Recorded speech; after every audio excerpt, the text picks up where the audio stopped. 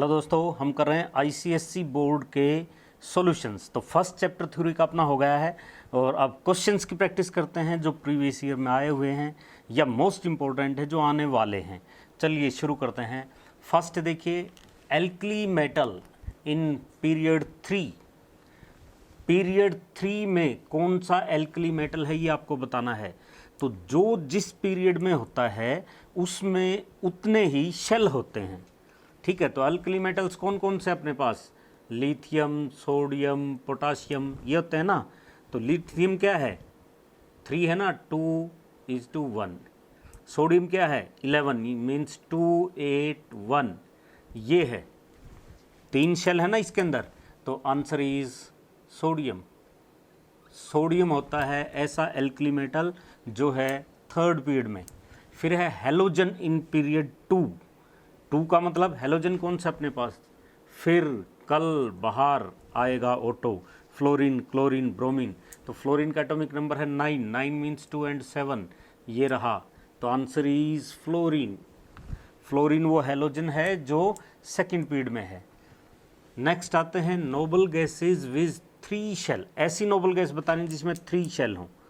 3 shell का मतलब और तीनों भरे हुए होते हैं उसमें, यानी कि 2, 8, 8 तीनों शेल भरे हुए हैं। तो 2 और 8 10 और 8 18। 18 किसका होता है, आर्गोन का। तो कौन सा है वो नोबल गैस, वो है आर्गोन। सिंबल क्या है, AR। Next, non metal present in period 2। Period 2 में नॉन मेटल कौन है, ठीक है, ये बताना है। तो पीरियड 2 कहाँ से शुरू होता है, यानी कि जिसमें 2 शेल हैं। तो लिथियम, ठीक है, क्या है कॉन्फ़िगरेशन, 2 and 1। फिर है beryllium, boron, carbon, nitrogen, oxygen, fluorine, neon, ये है। तो अब देखिए इसमें से हमें क्या बताना है, नॉन मेटल बताना है। ये तो मेटल है, काट दो, ये नहीं होगा, ये मेटल है, काट दो। बोरोन से यहाँ से स्टार्ट करो आप, ये नॉन मेटल है। बोरोन है, कार्बन है, नाइट्रोजन है, ऑक्सीजन है, फ्लोरीन है, ठीक है। नियोन नहीं है क्योंकि ये नोबल गैस है। तो ये हैं boron, carbon, nitrogen, oxygen, fluorine, ये क्या है, नॉन मेटल है सेकंड पीरियड में जो प्रेजेंट है वो। मेटल इन पीरियड 3, तीसरे पीरियड में मेटल कौन से हैं, थर्ड पीरियड। तो सोडियम से शुरू होगा, यानी कि 2, 8, 1। 3 पीरियड का मतलब 3 शेल हैं, ठीक है। फिर कौन है, मैग्नीशियम, तो ये मेटल है, ये मेटल है। फिर है एल्यूमिनियम, ये भी मेटल है। इसके बाद कौन आया, 14 आता है सिलिकॉन। सिलिकॉन तो मेटलोइड में आ जाता है फिर। तो ये 3 आप लिखेंगे जो मेटल्स हैं वो। एलिमेंट इन पीरियड 3, तीसरे पीरियड में एलिमेंट है जिसकी वैलेंसी है 4। तो पहला शेल, दूसरा शेल, और यहाँ 4 दे ही रखा है 4। तो ये होगा 2, 8, 10 + 4 14। 14 किसका है, सिलिकॉन का एटॉमिक नंबर है। तो वो क्या है, 14 क्योंकि सिलिकॉन का है, तो वो क्या है, सिलिकॉन है वो एलिमेंट जिसकी वैलेंसी 4 है और जो पीरियड थर्ड में है। Element in period 3 which does not form oxide, जो ऑक्साइड नहीं बनाता है। मीन्स ऑक्साइड तो देखो मेटल्स भी बनाते हैं, नॉन मेटल्स भी बनाते हैं, बनाता ही नहीं है, इसका मतलब वो रिएक्ट ही नहीं करता है। जो रिएक्ट नहीं करता वो तो इनर्ट गैसेज होती हैं या नोबल गैसेज होती हैं। तो पीरियड 3 में, यानी कि 2, 3 का मतलब क्या है, 2, 8, 8, 3 पीरियड तो ये हुआ। और वो कौन सा है फिर, दैट इज आर्गोन।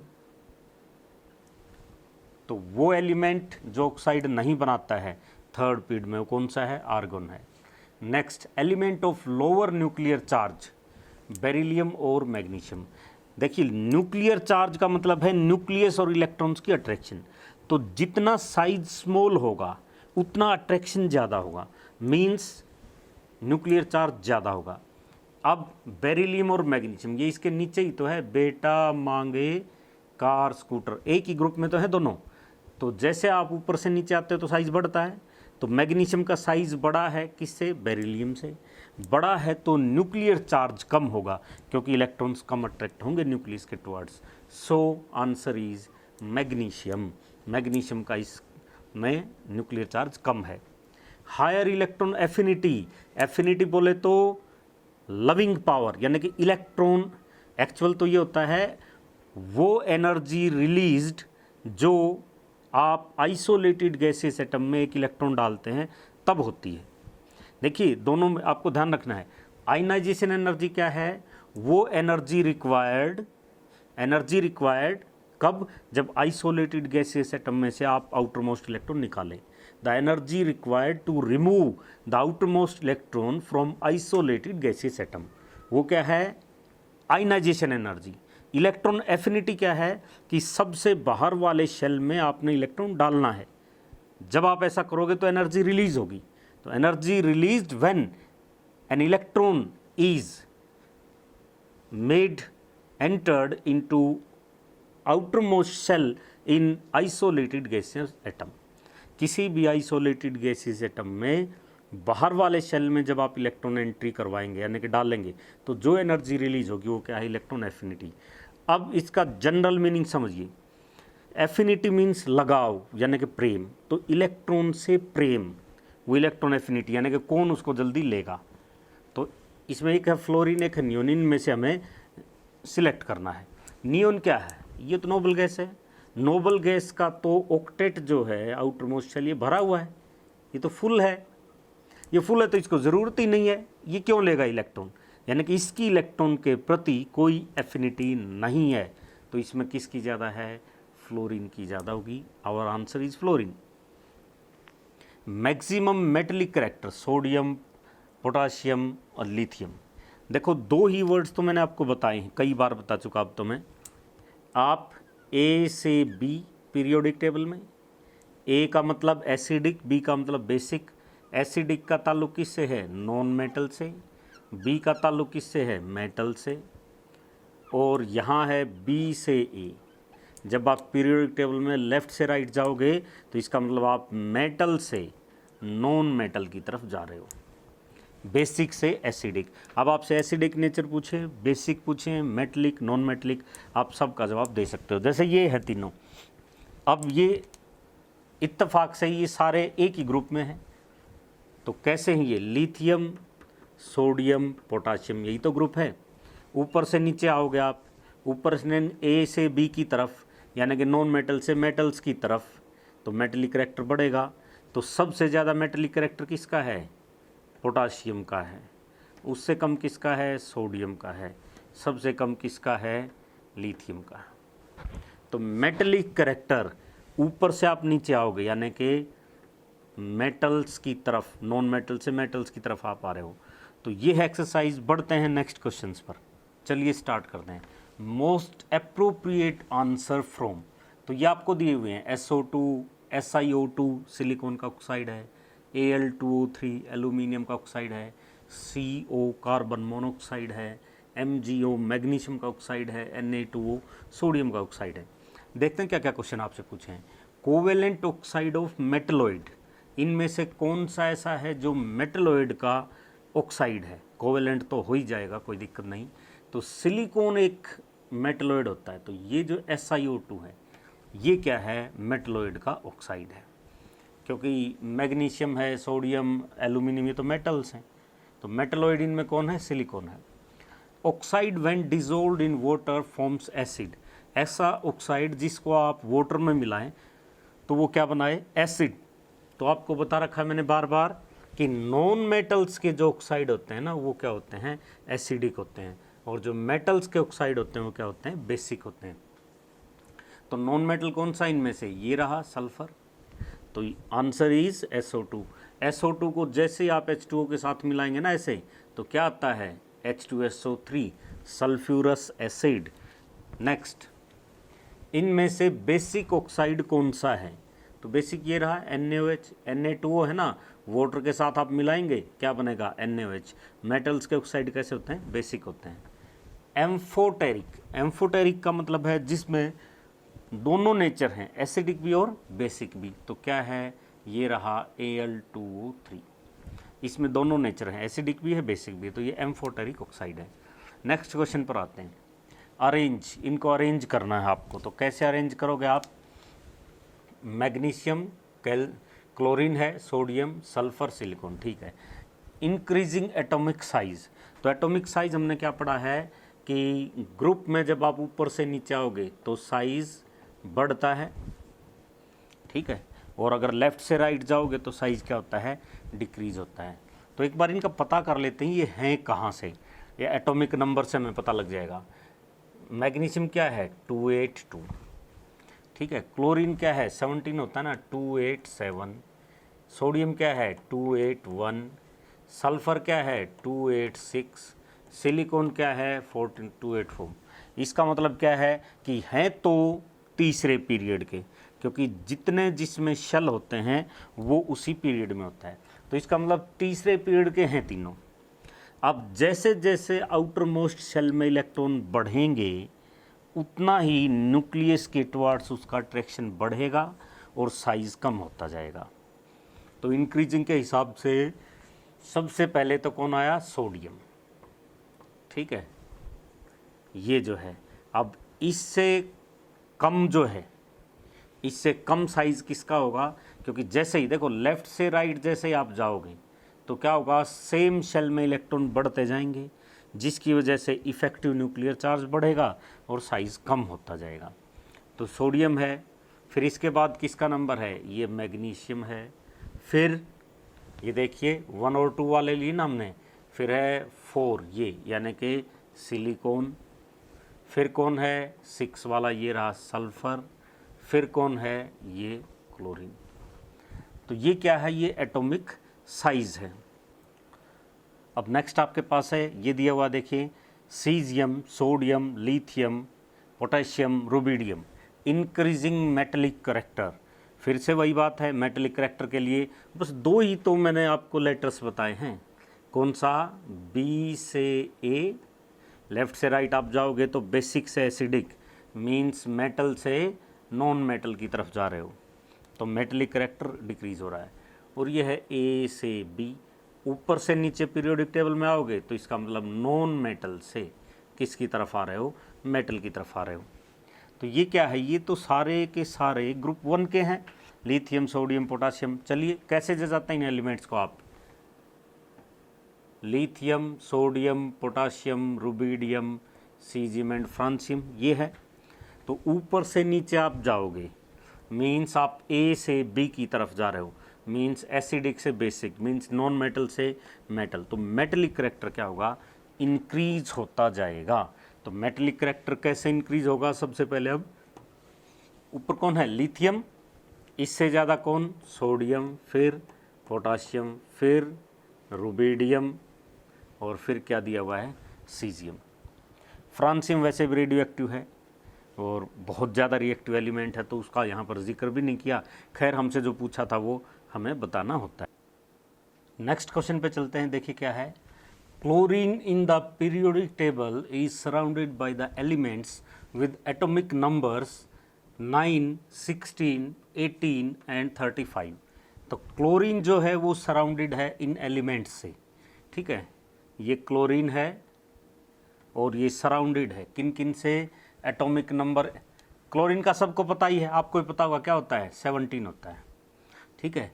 तो ये सराउंडेड है किससे, एक तो 18, एक एलिमेंट यहाँ रखा हुआ है, एक है 16, एक एलिमेंट यहाँ रखा हुआ है 16, ठीक है, एक है 35, सराउंड का मतलब चारों तरफ, तो 35 जाहिर सी बात है नीचे रहा होगा, मीन्स ये क्या है, क्लोरीन के बाद ब्रोमीन आता है, और 9, ये 9 वाला ऊपर रखा हुआ होगा, क्या है, फ्लोरीन है। चलिए ठीक है, तो एक्चुअली ये फ्लोरीन है, ये ब्रोमीन है, ये 18 क्या होता है, आर्गोन है, इसका मतलब ये सल्फर है यानी कि। देखते हैं क्या पूछ रहा है, which of these have physical and chemical properties resembling with chlorine. Chlorine के साथ किसकी प्रॉपर्टीज रिजेंबल करेंगी। तो देखिए पीरियोडिसिटी किसको बोलते हैं हम, सेम ग्रुप में रखे हुए एलिमेंट्स की प्रॉपर्टीज सेम होती हैं। तो यहाँ पर ये कौन है, 9 वाला फ्लोरीन है, यहाँ पर कौन है, ये ब्रोमीन है, तो इन्हीं की प्रॉपर्टीज होंगी। तो वो एटम्स जिनका एटॉमिक नंबर 9 है एंड 35 है, उनकी प्रॉपर्टीज क्या होंगी, क्लोरीन से रिजेंबल करती हैं। दूसरा पार्ट देखते हैं क्या है, which is more electronegative than chlorine. Chlorine से ज़्यादा इलेक्ट्रोनेगेटिव कौन है? इलेक्ट्रोनेगेटिविटी क्या है? शेयर्ड पेयर ऑफ इलेक्ट्रॉन को अपने तरफ खींचने की कैपेसिटी। कि कोवेलेंट बॉन्ड में जो शेयरिंग हुई ना इलेक्ट्रॉन्स की, एक बॉन्ड 2 इलेक्ट्रॉन से बनता है हमेशा, तो उसको अपनी तरफ, शेयर्ड पेयर ऑफ इलेक्ट्रॉन को अपनी तरफ खींचने की जो ताकत है, जो पावर है, उसी को क्या बोलते हैं? इलेक्ट्रोनेगेटिविटी। तो वो साइज़ पर डिपेंड करती है। जिसका साइज़ कम है ना, वो जल्दी खींचता है, इलेक्ट्रोनेगेटिविटी उसकी ज़्यादा है। और ये तो नो डाउट हमें पता ही है, fluorine is most electronegative element of periodic table.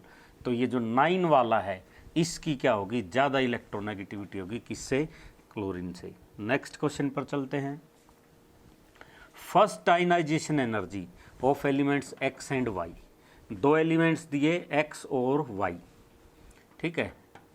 First ionization energy मतलब आइसोलेटेड गैसियस एटम थे ये एक्स और वाई, इनमें से सबसे बाहर वाले शेल में से एक इलेक्ट्रॉन निकाला, तो कितनी एनर्जी लगी? इसकी है 500 किलो जूल पर मोल और इसकी है 375। मतलब एक्स की ज़्यादा है, इसकी कम है, ठीक है। देखते हैं, comment about the relative position in group and period. तो आपको ये बताना है ग्रुप और पीरियड में ये एक्स और वाई कहाँ आएंगे। तो देखिए, ग्रुप में क्या होता है? ग्रुप में जब आप ऊपर से नीचे आते हो तो साइज इंक्रीज होता है। जितना साइज बढ़ेगा इलेक्ट्रॉन आसानी से निकलेगा, मींस आयनाइजेशन एनर्जी डिक्रीज होती है। तो कम किसकी है? वाई की। इसका मतलब एक्स ऊपर आएगा, वाई नीचे आएगा। ग्रुप में तो ऐसे अरेंज होगा ये। अब दूसरा क्या पूछा? पीरियड में अगर जचाना हो तो कैसे आएगा? तो पीरियड में क्या होता है बताइए? ये तो हुआ ग्रुप में। ग्रुप में एक्स और वाई इस फॉर्म में आएंगे। पीरियड में क्या होता है? लेफ्ट से राइट जाओगे आप तो साइज कम होता जाएगा। अगर साइज कम होगा तो क्या होगा? इलेक्ट्रॉन निकालने के लिए ज़्यादा एनर्जी की ज़रूरत है, यानी कि आयनाइजेशन एनर्जी ज़्यादा होगी। इस तरफ जब आप राइट साइड में आओगे, और ज़्यादा किसकी है? एक्स की। इसका मतलब एक्स राइट साइड में आएगा और वाई लेफ्ट साइड में आएगा। कब? जब आप इनको एक पीरियड में अरेंज करते हैं तब। नेक्स्ट क्वेश्चन पे मूव करते हैं।